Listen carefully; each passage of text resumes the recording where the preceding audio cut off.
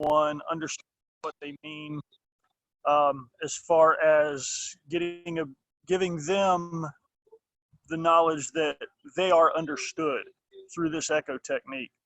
Today, from popular demand, we're going to talk about the body language and people reading skills that I teach in the course. And it's just going to be a brief outline, but it'll be enough to give you the skills that you need to be able to read someone and know what they're thinking even before they open their mouth. So without further ado, let's jump into the body language part of this. Let's start at the face.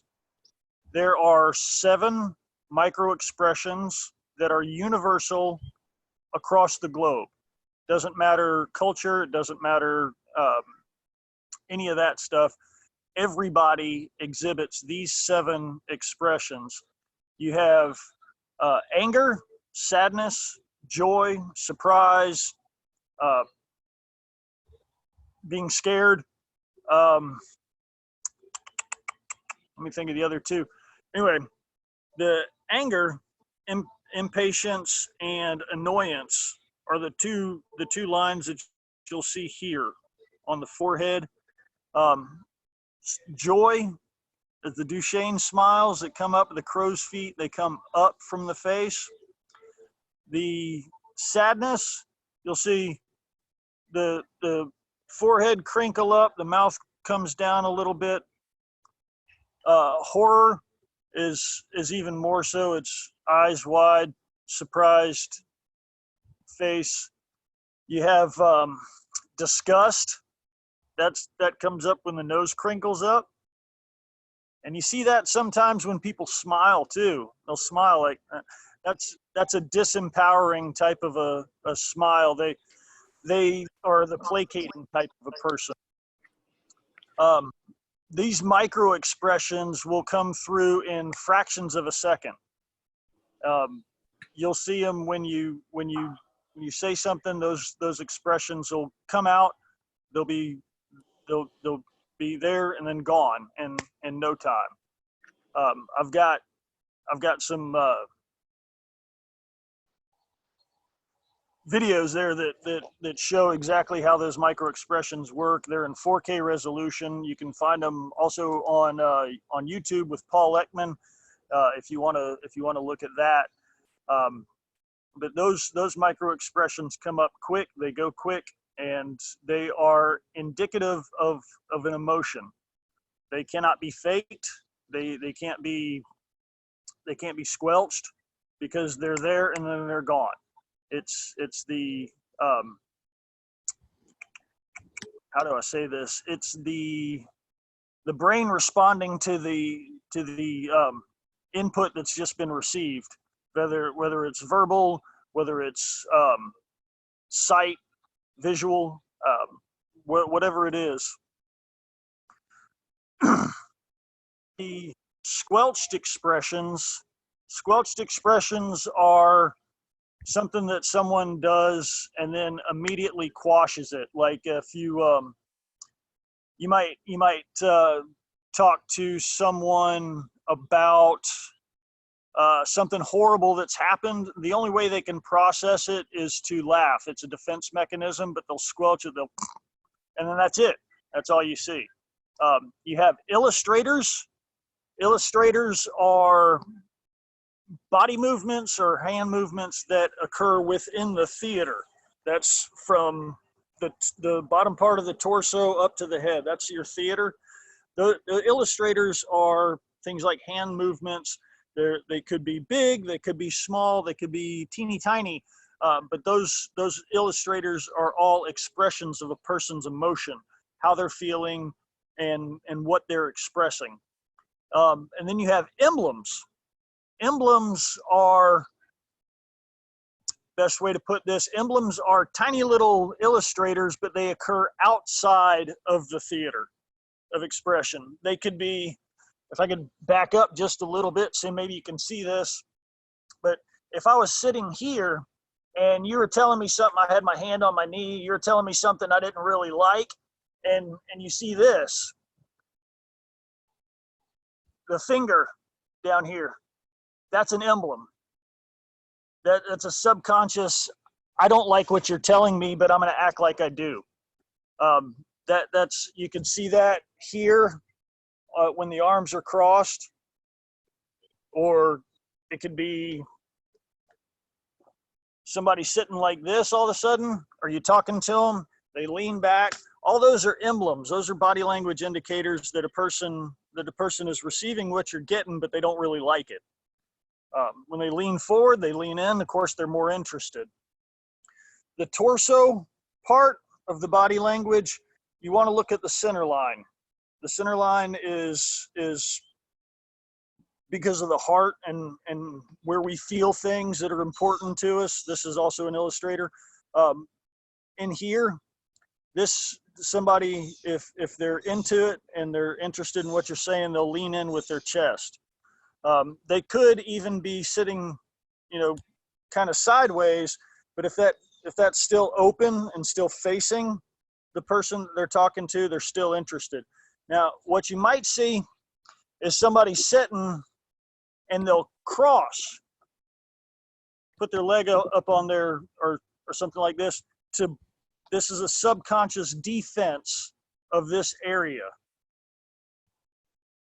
When you see something like this, that person is blocking because they don't like what's coming in, or they don't like what they're saying because it's an emotional stress, and that block provides some sort of a subconscious defense to say, I'm still safe, I can still express this, but I don't like it.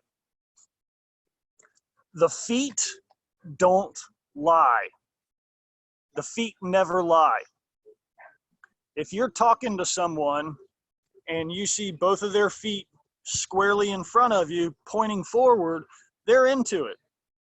If you see those feet crossed, they are super into it and feel secure enough not to go anywhere, standing. If they're standing up and you're talking to them and one foot is pointed towards the nearest exit, they're looking to leave. They want to get out as soon as possible. That's the time to start to break that interaction and let them get on their way so that they're more comfortable with you. One of the things that is super powerful about the body language reading is the ability to mirror that back to the person that you're talking to in order to connect with them deeper. We talked about this a little bit on the first video, the body language, the gesture mirroring and gesture hijacking. With gesture mirroring, when you're talking to someone, their head's tilted, you tilt your head in the same direction. You mirror that and look just like they do. So if they tilt their head to the right, you want to tilt yours to the left so that it looks like they are looking in a mirror. The more of that you can give back to someone, the more connected they're going to feel. Gesture hijacking, on the other hand, is when someone's talking. If they talk with their hands, they use their hands a lot in communication. You want to copy those same movements, but it's usually done 3 to 5 seconds after they make that motion. If they're standing and they talk and they put their hand on the wall to like lean against the wall or what have you, a few seconds later, you might want to do that as well. What that does is it doesn't so much make them feel like they're being copied or mimicked. It makes them feel on a subconscious level, they're not consciously aware of it, but on a subconscious level, they feel that you are falling in line with their rapport. They are the leader, you're following.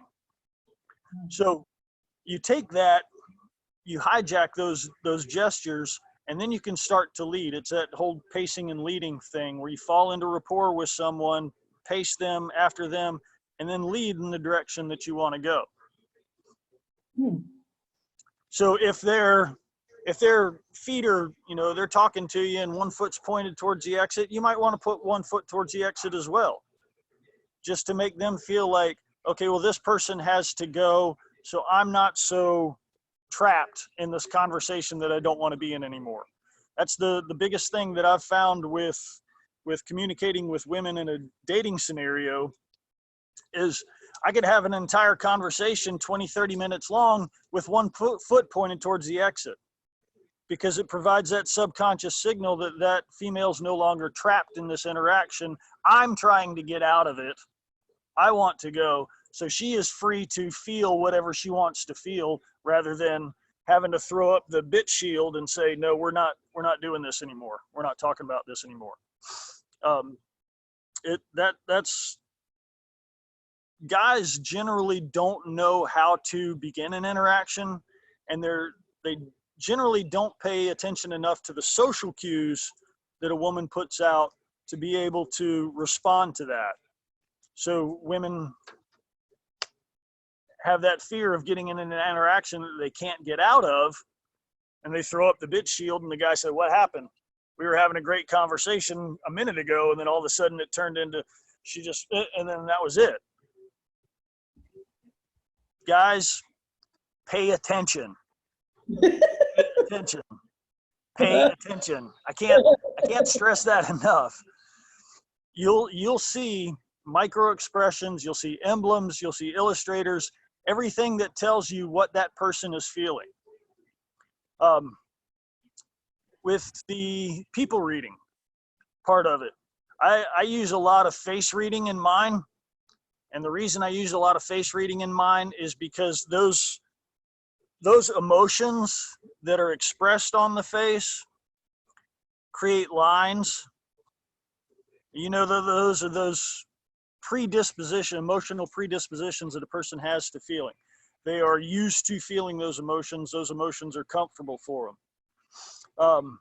A lot of the times what that'll do is create an emotional state that they get into that typically filters everything else that they think, feel, or see or receive. Now, the thing about body language that you can use to your advantage, there is no emotional state that you'll feel that doesn't have a corresponding physiology to it. Depression usually looks like this. The person's curled up, heads down, sad face. That has a physiology. If you keep the expression, the facial expression of sadness, 30 seconds, you'll begin to feel sad, because the emotions have a physiology. It creates a feedback loop, but the physiology also creates a feedback loop. So you can change your emotions simply by changing your physiology. I talked about this with Marie in the first video, where we were talking about a good feeling that she had had once upon a time ago.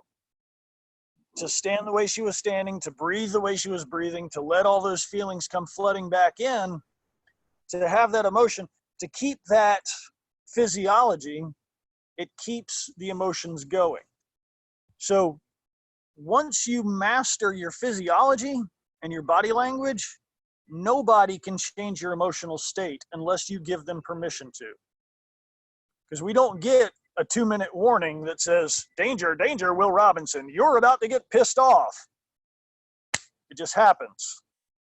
You're about to get sad. You're about to get happy. No, it just happens. We don't get those warnings. We get the emotional states that tweaks the perceptual filters. Everything that we see reinforces that. It's known as the emotional refractory period.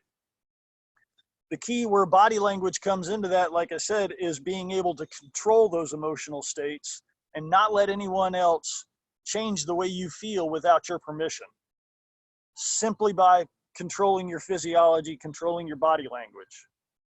There's a TED Talk by, I think her name's Amy or Amanda Cuddy, called Power Poses. And the science as far as the hormones has not been verified, but the emotions are all there. If you hold that victory pose, that even blind kids, blind athletes in the Special Olympics who have never seen anybody do this, when they win a race, they do this. It's the victory pose. It's universal. And you can hold this for as little as 2 minutes and feel victorious, feel like a conqueror. Now, it's hypothetically, the testosterone raises up 25%. You get a boost in testosterone, you get a reduction in cortisol, the stress hormone, and you can actually feel better and go out and do the things that you want to do just from holding this pose for 2 minutes. Another one that's great for confidence is the Wonder Woman pose. Hands on the hips, chest out, I've got this. Hold that pose for as little as 2 minutes and feel like a conqueror. So no matter what situation you're going into, nobody can control your physiology. Nobody can control your frame. Nobody can control your emotional state without you giving them the permission to do so. If you're going into an audition and you keep that confident pose and you breathe that in and you feel those feelings of security and strength and ability, the confidence comes. Same thing with the victory pose or the gorilla. That's another good one. I'm going to stand up. You've seen this one where the guy might put his hands on the boardroom table in a board meeting. That's the gorilla. That one's good for dominating. You may not always want to dominate the room, but sometimes you might need to. That pose will help you do that. All of this body language stuff, super, super useful as far as being able to not just control your physiology and control your emotional state, but also being able to connect with someone by mirroring what they're doing, hijacking what they're doing, leading, pacing, all of that comes into play. That's a lot of information. Any questions for anyone, from anybody so far? Go ahead and type them in the chat box.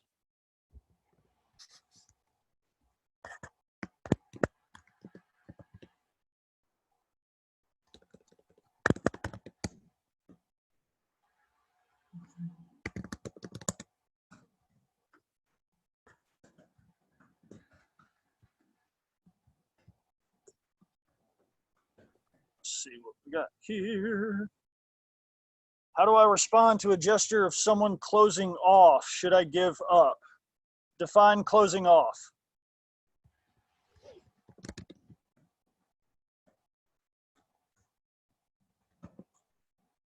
So if you're talking to someone and they're obviously uncomfortable, you're talking to them, they might lean back and they might turn to the side. They might put that block up. They might touch them, cross their arms, anytime somebody's touching themselves, that's self-soothing. So when you see that and they are closed off, mirror that gesture so you can begin pacing and leading. And they turn and they start to close off a little bit. You might want to mimic that same gesture so that they feel, wait a minute, why did this person just close off from me? And they'll open back up. Or you might need to explain what was just said so that they understand that wasn't meant as an offense. They don't need to close off. In other words, if I've got a very deadpan sense of humor, very, very dry, and I crack morbid jokes like it's going out of style, and very random and off the wall stuff. And sometimes I'll crack a joke and somebody will think I'm serious because the expression on my face doesn't change. I don't smile. I just, boom, there it is. It's deadpan. Once that happens and I tell that joke and they just look at me or they close off a little bit or back up or what have you, and you say, hey, it's just a joke, just kidding. That will open them back up again. That will lower the defenses back down. See, I had another question here. Let me see real quick. Is the gesture more important than what people are saying? Can you create connection with the gesture? Yes. Yes, the gesture is more important than what they are saying, because they could be lying. Lie detection, that's a skill I can teach. But what you want to look for with lie detection, we can't lie and feel good about it unless we're pathological. That gets into mental issues with pathological liars. Now, if somebody believes they're telling the truth, that will not come across as somewhat the same as somebody who is being deceptive. Someone who's being deceptive, regardless of their motivation, will only be able to be as deceptive as the amount of rapport that you've built with them will allow. In other words, if you've just met somebody, they're a lot more likely to be deceptive than somebody who you've known for years and years, or somebody who feels like they've known you for years and years. Those emotions, that deception causes an emotional stress, and those leak out. You'll see covering, you'll see blocking. What you want to look for is clusters of 3 to 5 that happen within seconds and before the person speaks. So yeah, the gestures are more important than what someone is saying if you think they're being deceptive. If you think they're not being honest with you, definitely start looking for those. The thing about lie detection is that most people don't want to believe they're being lied to. People want to believe what you're saying is truth at face value, because there's that level of trust there that's innate almost, where they don't, it's that emotional stress that they don't really want to lie, but they want you to like them so that they tell you a lie, so that you'll like them more. That's usually what lies are. I want you to like me more, so I'm not going to tell you the truth. Or I don't want to hurt your feelings, so I'm not going to tell you the truth. When really what that does is it breaks trust. It creates patterns of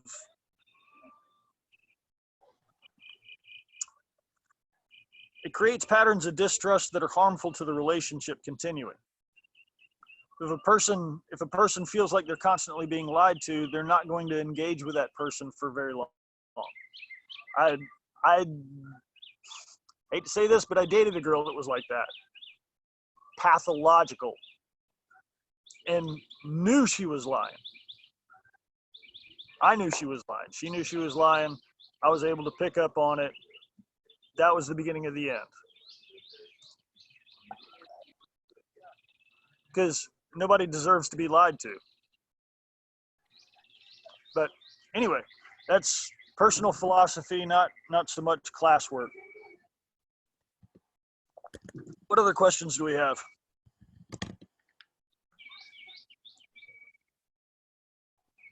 Let's see here. Why did I learn all this, and how can it help me? Or how can it help you? I learned this to be able to not just know what someone was thinking, but to be able to read them more effectively, build rapport with them more effectively. I started using this stuff when I was in the restaurant industry, serving tables, things like that. So I learned micro expressions initially just as a curiosity, as, oh, this is neat. It deepened a lot to be able to read people, to know when I say, hey, how is everything? And they say, oh, it's good. But I know they're not enjoying something because of the answer I get. So I was able to say, what's good about it? What can we fix? And generally, they feel safe enough to say, okay, well, this person really wants to know, and they can open up and say, well, I really like this, but I don't like this. And then that gives me an opportunity to change that or fix that so that everything about the meal, everything about the experience was perfect. It came from a desire for customer satisfaction more than anything else. But the way that it helps you is it gives you the ability to know what somebody's thinking, know what somebody's feeling without them having to say so. It allows you to be able to dig deeper when you see those expressions and say, what's really going on? It allows them to feel that safe space where they can open up and talk because they feel understood. They feel connected to. So it allows communication to flow more freely. So if you'd like to learn this stuff more in depth, I'll be launching the class, Love Done Right. We'll cover all this in its entirety, week by week by week. I'll put the links out. I'm going to email those out to everybody who's registered. I'm going to email those out to the people who are registered on the blog so that they have the opportunity to take the class, learn the stuff, be able to create connection, be able to create and deepen communication, and even create attraction when and where you want.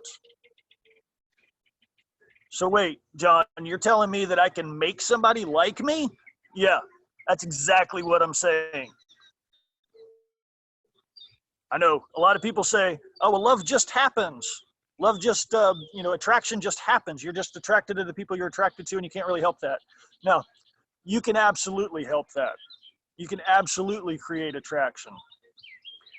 One of the things that I did to get my fiance to come from Africa back to a country that she swore off of was be able to connect and communicate with her on a way that she felt safe enough to open up. The attraction stuff that I did was a lot more than just body language, but it was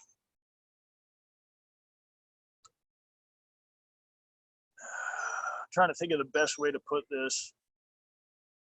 It was intentional, absolutely, because she's amazing, and on all kinds of different levels. And I said, I'm not letting this one get away. But yeah, it was a lot of intentional to say, hey, I'm worth your time. And a lot of the attraction stuff, simply gesture mirroring, gesture hijacking, the body language of openness, all creates a space where that person can feel however they want. And if there's a part of them that wants to be attracted, it activates. Especially when the meta frame is in place and the communication skills are there, it all comes together to be able to create attraction when and where you want. If you want, I got a question, how long will this take to learn one-on-one? One-on-one, we can cover it in about 6 hours. And if you want an entire afternoon with me one-on-one, we can do that too. If you want the classroom setting where we go week by week by week, we can do that too.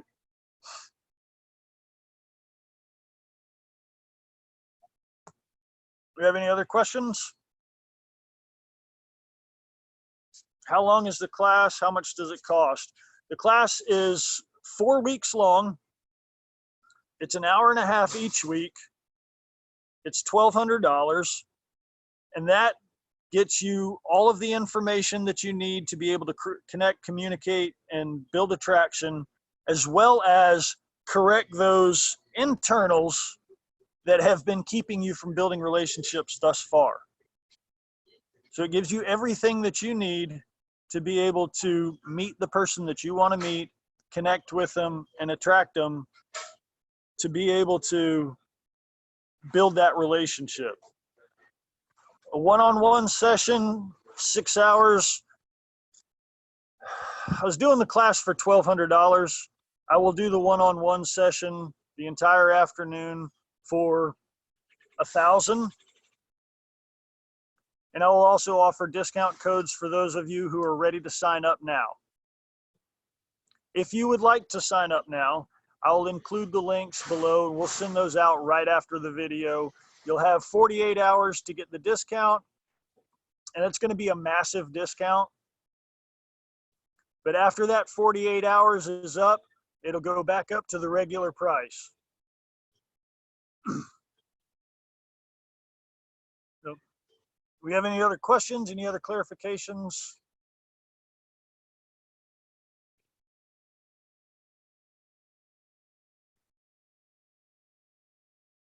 All right. I'm glad that was super helpful for everybody. I'm going to go ahead and sign off, and I'll get the links out for the Love Done Right course. If you've got questions that come up after you watch this video and you'd like to contact me, I've got a Facebook page at Coach Jon Newton. You can contact me through there. You can also email me or contact through the blog. And we'll get together and I'll be able to answer those questions for you then.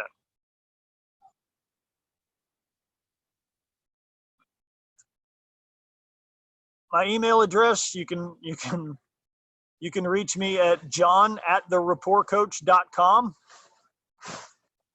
That one will go to my email, and I'll get that. I'll be able to see that, and I'll answer you back just as quick as I can. All right. Thank you, guys. I appreciate you coming out. Appreciate you watching the video.